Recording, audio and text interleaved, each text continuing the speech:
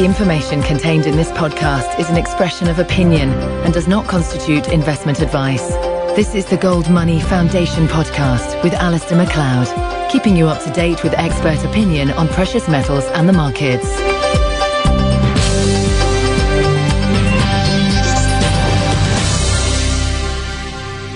Hello, this is Alasdair MacLeod on behalf of the Gold Money Foundation, and I'm at the Hard Asset Show in New York, and with me I have Danielle Park of Juggling Dynamite, and she spoke here today. She did a newsletter editor presentation after the debt rush, Understanding Demand in a Post-Spending Bubble World.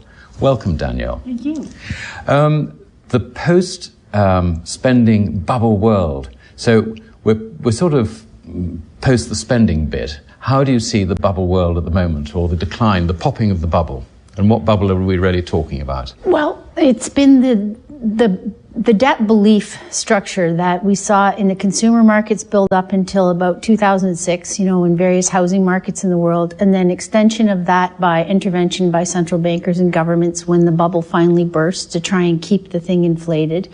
And what we've seen in the last few years is that all that government liquidity injection has pooled into pretty much every asset type. So you've had it go into bonds, you've had it go into commodities, precious metals, equities of all kinds, globally, everywhere. So I think now you are seeing that the ability to sustain that the asset prices has not been consistent or durable. We've had a bunch of different ramp-ups in the last couple of years, and we're now seemingly in a deflation phase again where the money is pooling in cash. The interjections from central bankers pooling in cash all over the world on balance sheets of banks and companies, not moving through the economy, not getting invested in real businesses, not creating jobs. And I think that that's the next phase of this, it seems to me, is where all the governments that tried all those approaches are being tossed out week over week, right? We're having regime changes in most countries in the world, and some of them, in some cases, every couple of months. It's just a crazy period. But I think the reason is that the old tools haven't worked, won't work, and there's much less appetite and tolerance for that going forward. Right, well, that gives me an awful lot to pick up on. It's difficult to know quite where to start. You mentioned that the central banks are worried about debt deflation, or rather you said it was debt deflation. I know, we all both know that the central banks, that is their worst nightmare, because they've all read Irving Fisher, and that's their sort of primary school, if there is such a thing in central banking circles. That's the one thing they do know. They're very, very worried about that, and so they're producing money. Another theme that you touched on is the bifurcation of the economy into the real economy and capital markets. And you didn't quite put it like that, but I think that's what you meant. Now this is interesting because they're producing all this money and none of it is going into the economy. It's all going into speculative capital markets. Is that how you see it? Have I picked it up correctly? Yes, because basically, if capitalism is the dominant theme that we're supposed to be following in, for example, the developed world, in the Western world, what traditionally asset markets were meant to be was a support, just like the banking sector was designed as a support to growth in the real economy. What happened in the last few years is that it became an extractive culture where it was no longer in support of real growth. It was about itself. It was about profitability in the finance sector. So you have a bunch of politicians that have deep linkages to the financial sector. You have lobbying at extreme levels from that sector. You had such a concentration of wealth there that they have really now dominated the democratic process. And so what we are is paying for that in the real economy, because it was no longer about how to build value. It was about how to extract as much for a few people. Right. Can I stop you there? Because this is, I think, is one of my, sort of bête noirs. And that is the idea that the financial sector serves people. Now, what you're saying is that actually it is now serving itself, not people. So in pure economic terms, instead of working together to provide something that the community, if you like, in society wants, they're now in antagonism with society. Have I got you right on this? Yes, and it's a historical pattern we've seen. This is not the first time we've seen this dynamic. We've had it through the centuries. That's why, Shakespeare talks about the pounds of flesh and the bankers, and you had it in the Roman times. It's very typical that, because here's the thing, leverage is just taking regular growth and magnifying it by adding some debt. Okay, it's a very basic construct. Every 20 years or so, we have a finance sector that discovers a new way to lever, a new way to add that magical potion of zeros to make moderate growth look bigger. And when that happens, you get an inflation trade that goes on for typically about 20 years. During that period, the people that are the aiders and abettors of that system, of the inflationary trade, make huge money, get huge accolades, rise to positions of power and influence, both in a social scale, in a political scale, and they become revered as the business leaders. They do it to an excess, always, though. And at some point, if I'm running a small business and I need a loan, I go to my banker and I say, here's my business model. Can you give me some financing to get started? In its origin, that is a perfect symbiotic relationship. The banker is there to provide the capital in rational metrics, not to every crazy person who asks, but to someone who has a decent business model, has discipline and leadership skills that can make a business work. There's a common interest between the bank and the customer, and as the customer grows, the business from that customer grows as far as the bank is concerned. Exactly. It's a relationship. And there's subjective assessments that go into that sometimes, or traditionally with respect to character. For example, the idea that credit is trust, is the origin of the word, trust. I trust you, that if I give you this money, you will fulfill the promises, right, which is to pay the interest, but also to pay it back at the end. And so that's a very healthy, let's say, model of how business is supported by banking. What you got to a period, though, was where the models were being driven primarily by not supporting, but by how can I magnify and make a quick buck, and I don't care, I'll give you money because I don't care, I'm not on the hook, I don't care if you really pay me back, I'm going to sell this debt to somebody else next week. And so around it goes. So during that period, we did so many erroneous things. We did so many reckless things. The captains of it, the leaders of it, were revered as wise when in fact they were fools. And now they've driven it into the ditch. So now we're into the realization of that. But the problem is the status quo is so entrenched. It's very difficult. We were speaking earlier about modern portfolio theory as an example. That is just one of the symptoms of this.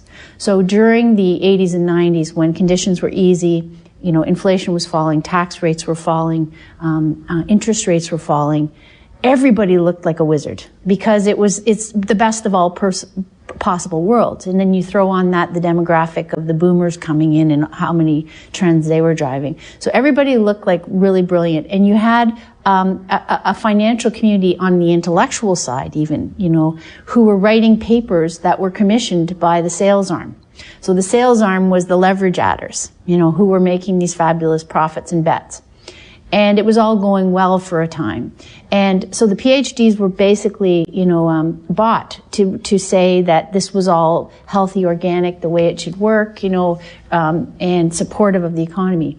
So everyone, eventually over that cycle, everyone stops thinking. They stop doing critical objective assessment. They start jumping on the party wagon, and the system blows up. So I say today, I get a kick out of people saying today that they have to pump more money into the banking system or the economy will blow up. My point would be the economy already blew up. It blew up a few years ago, as it often does when you get into these excessive leverage phases. So it's already blown up. What they've tried to do is extend and pretend to keep that little game going. And I think the interesting part is now, because they've tried that for the last, let's say, 3 years, really from 2009, all the interventions, all the reflations, and it hasn't worked. It hasn't created jobs. Because the money's not going into the economy. That's it. It's just going around this capital system. That's it. Which is populated by, people who want some protection from this financial whirlwind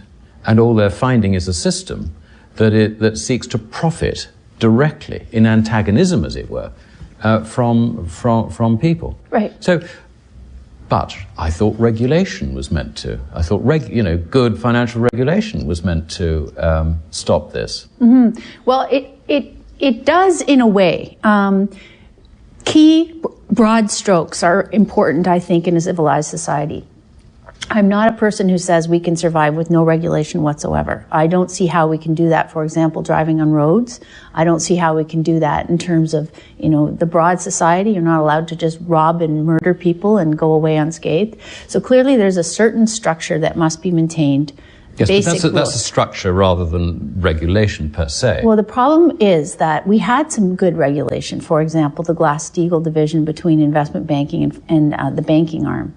That was chipped away at over 30 years and finally removed at the start of this decade. I know, and I was a stockbroker before Big Bang in the city, and we either acted on behalf of our clients or we were a jobber or a market maker. But you couldn't combine the two functions, so there was no confusion of your interest. There was no conflict of interest.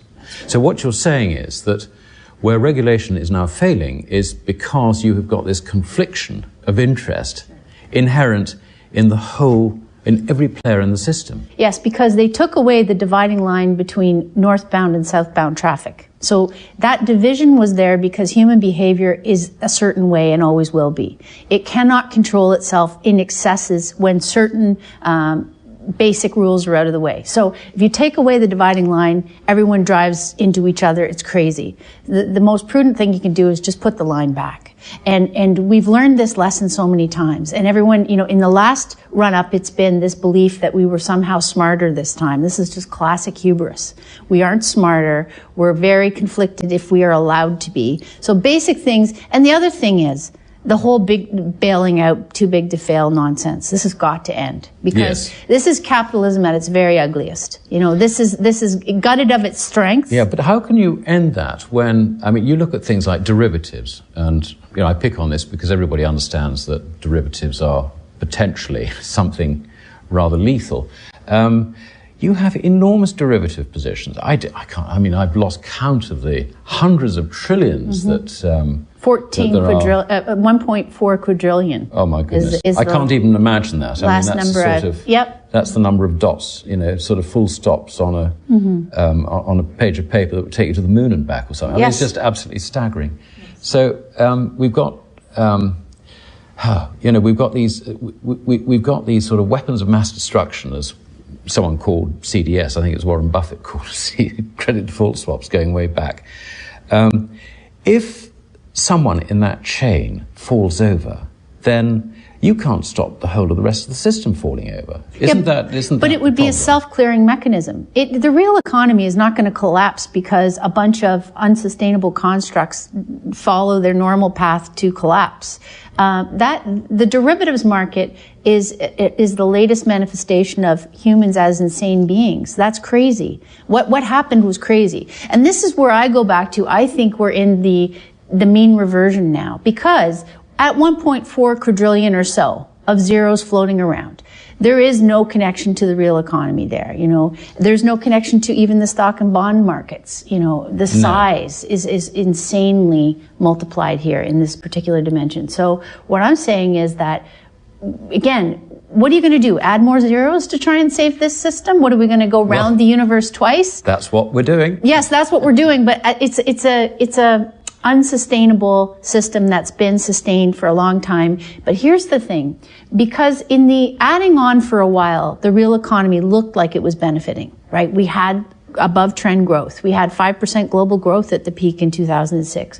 We had, a certain amount of people being placated on credit. For example, consumers weren't making gains in wages, largely speaking, but they were able to go buy stuff with nothing down. And exactly, and not only that, but with the house prices going up, it replaced wage rises in effect. It was an inflation of credit feeding into consumer goods. It replaced intelligence and personal discipline, really. Nobody needed it because they could get stuff for free. But what I'm saying is now it's different, because now the consumer bubble has burst. the people realize they haven't got any real wage gains now for 30 years. They did lose the house that they should never have had in the first place. So that candy's been taken away. Now you got a very angry mass of people who are, as I've said, toppling governments left and right. So I think that, the people that think they can perpetrate that status quo for a while longer are shocked and amazed at why there's so many angry mobs in the street today. But it's always been thus. You cannot tell them to eat cake for very long before they simply come and say, no, we'll have your cake, thank you. And I think that's what you're getting to today. So, either you're going to have governments fighting with their citizens, or you're going to have them reconciling the two needs. In other words, you cannot just support the financial sector at the expense of everything else. And we're there now. We're there now because the more zeros they try and add, the more stimulus, whatever, the more money printing, the worse it is for the economy. Take Greece as an example, take Spain, Italy, anywhere that they've tried to bail out. Take Ireland. Okay, Ireland actually did everything that they were supposed to do. Yes, but they had they really did have a problem, didn't they, Danielle? Because they took on their bank's balance sheet liabilities, which amounted to something like 8 or 9 times Ireland's GDP. How can a government survive? It's just a matter of crossing fingers and hoping that economic recovery or whatever will rescue everyone. Yeah, naivete.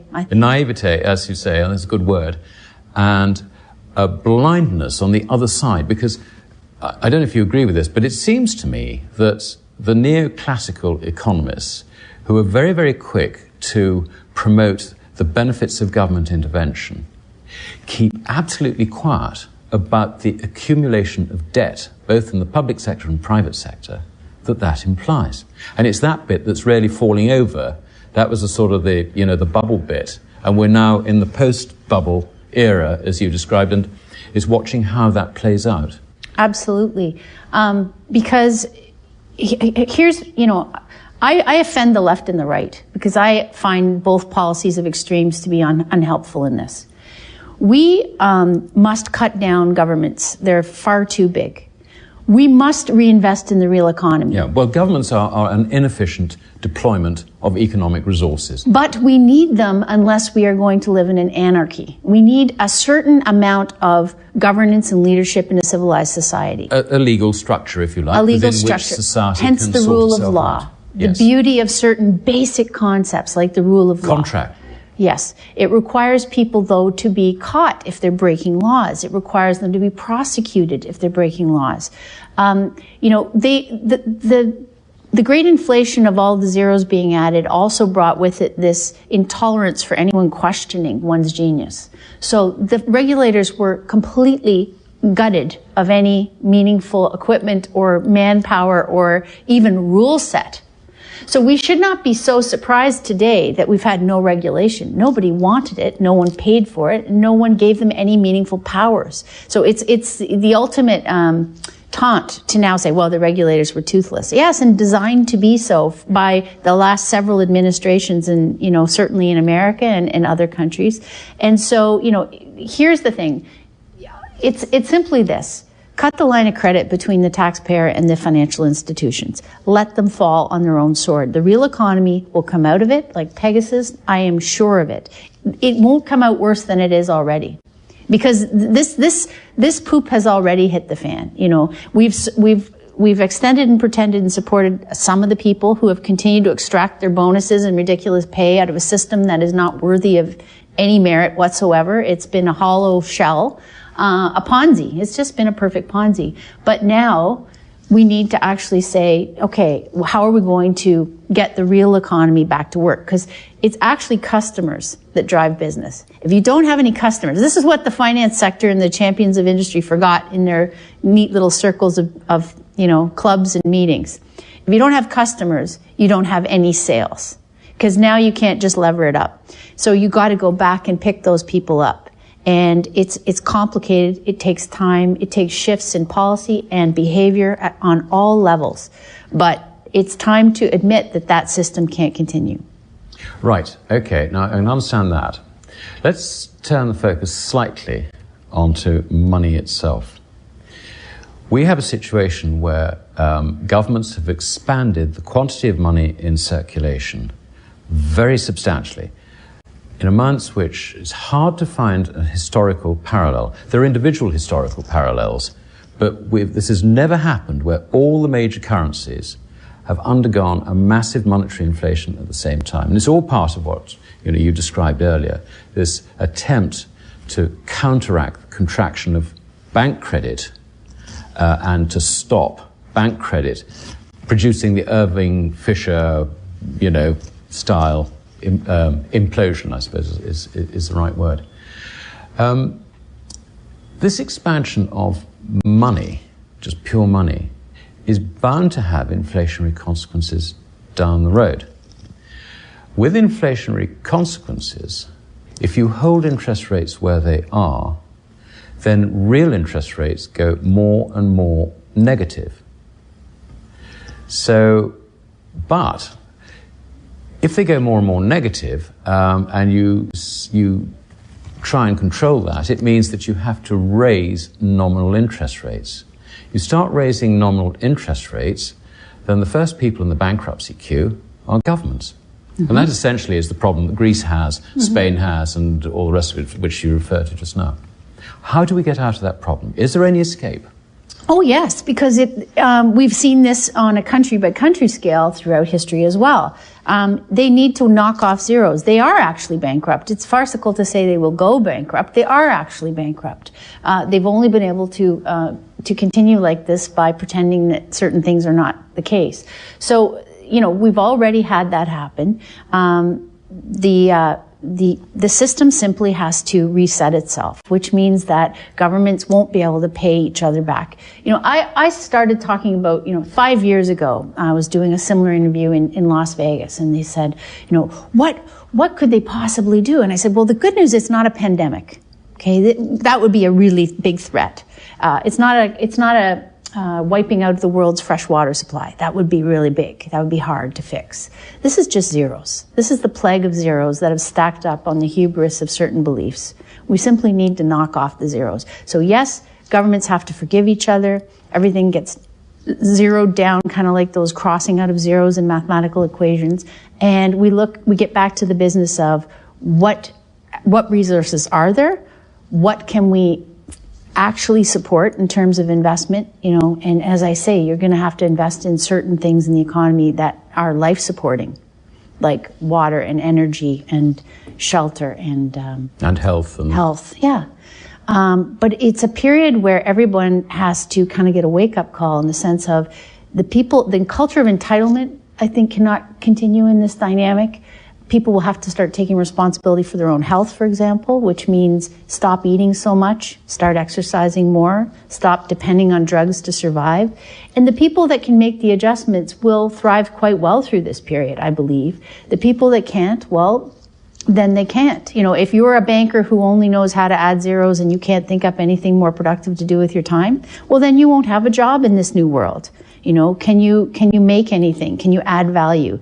Do you have any wisdom in you? Can you help us with strength of leadership? Those are the things this world needs. And that's always been the case. And I just think that we have worked ourselves into a fevered pitch, belief that this is truly unprecedented in human history. We'll never, and I agree with you, the scale of it is probably daunting. Daunting is a great word for it, daunting. But is it fatal? I think not. I believe that we will finally learn some lessons. We'll reset the systems. We'll get back to some good laws on the books about risk takers being separated away from deposit takers. We'll go back to accountability. And then probably 20 years from now, we'll start taking away those rules again. There's a cycle of human behavior, isn't how it works. Yes. Yeah. Well, that's fascinating. How do we find you? You have a website? Yes. So I write a blog, jugglingdynamite.com.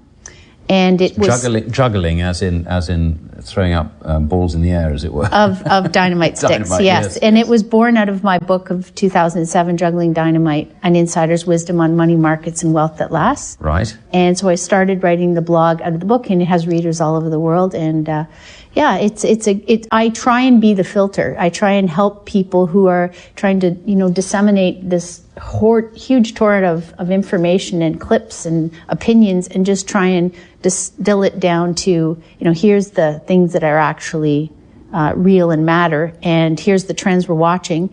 And again, I'm longer term optimistic. I don't think civilization will blow because the zeros just burst, but I think that we will come to admire different leadership going forward than we've worshipped over the last little while. Danielle, thank you very much indeed. It's been a great pleasure. Thank you. Subscribe to the Gold Money newsletter at www.goldmoney.com to receive email updates on new articles, videos, and iTunes podcasts from our gold research section.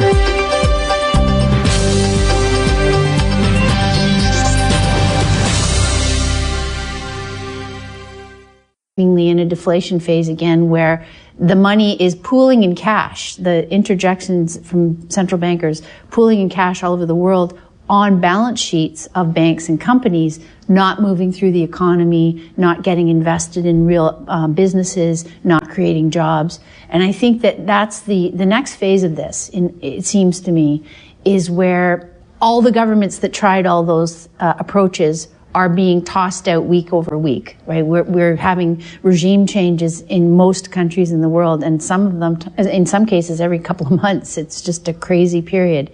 But I think the reason is that the old tools haven't worked, won't work, and there's much less appetite and tolerance for that going forward. Right, well, that gives me an awful lot to pick up on. It's difficult to know quite where to start. You mentioned that the central banks are worried about debt deflation, or rather you said it was debt deflation. I know, we all both know that the central banks, that is their worst nightmare, because they've all read Irving Fisher, and that's their sort of primary school, if there is such a thing in central banking circles. That's the one thing they do know. They're very, very worried about that, and so they're producing money. Another theme that you touched on is the bifurcation of the economy into the real economy and capital markets. And you didn't quite put it like that, but I think that's what you meant. Now, this is interesting because they're producing all this money and none of it is going into the economy. It's all going into speculative capital markets. Is that how you see it? Have I picked it up correctly? Yes, because basically, if capitalism is the dominant theme that we're supposed to be following in, for example, the developed world, in the Western world, what traditionally asset markets were meant to be. Post the spending bit, how do you see the bubble world at the moment, or the decline, the popping of the bubble? And what bubble are we really talking about? Well, it's been the debt belief structure that we saw in the consumer markets build up until about 2006, in various housing markets in the world, and then extension of that by intervention by central bankers and governments when the bubble finally burst to try and keep the thing inflated. And what we've seen in the last few years is that all that government liquidity injection has pooled into pretty much every asset type. So you've had it go into bonds, you've had it go into commodities, precious metals, equities of all kinds, globally, everywhere. So I think now you are seeing that the ability to sustain that the asset prices has not been consistent or durable.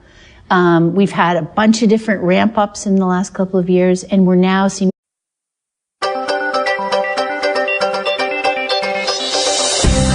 The information contained in this podcast is an expression of opinion and does not constitute investment advice.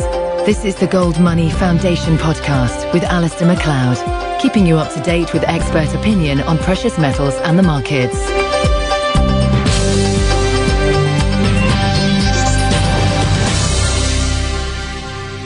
Hello, this is Alasdair MacLeod on behalf of the Gold Money Foundation. And I'm at the Hard Asset Show in New York. And with me, I have Danielle Park of Juggling Dynamite. And she spoke here today. She did a newsletter editor presentation, After the Debt Rush, Understanding Demand in a Post-Spending Bubble World. Welcome, Danielle. Thank you. The post-spending bubble world. So we're sort of... was a support, just like the banking sector was designed as a support to growth in the real economy. What happened in the last few years is that it became an extractive culture where it was no longer in support of real growth. It was about itself. It was about profitability in the finance sector. So you have a bunch of politicians that have deep linkages to the financial sector. You have lobbying at, extreme levels from that sector. You had such a concentration of wealth there that they have really now dominated the democratic process. And so what we are is paying for that in the real economy, because it was no longer about how to build value. It was about how to extract as much for a few people. Right. Can I stop you there? Because this, I think, is one of my, sort of bête noirs. And that is the idea